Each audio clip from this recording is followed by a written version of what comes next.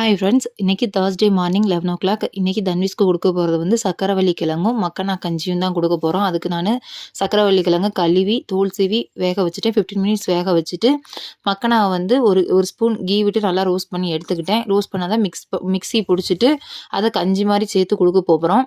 அதுக்கப்புறம் வந்து மக்கனால வந்து நல்ல ப்ரோட்டீன் இருக்கனால பேபிக்கு நல்லாவே வெயிட் கெயின் ஆவாங்க. ஸ்வீட் பொட்டேட்டோவில் ஃபைபர் விட்டமின்ஸ் இருக்கனால டைஜஷன் இஷ்யூஸ் எதுவும் வராது.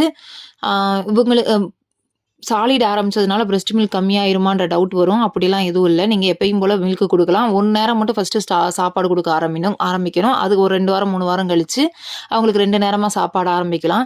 தண்ணி வந்து சாப்பிடும்போது மட்டும் கொடுத்துட்டு மற்ற நேரம் பிரெஸ்ட் மில்க்கவே கொடுங்க. அதனால் பிரெஸ்ட் மில்க் கம்மியாகிறதுக்கான சான்ஸ் இல்லை. நல்லா மிக்ஸ் பண்ணியாச்சு. இப்போ நான் பிரெஸ்ட் மில்க்கும் கொஞ்சம் நெய்யும் விட்டு சாப்பாடு கொடுக்க போகிறேன்.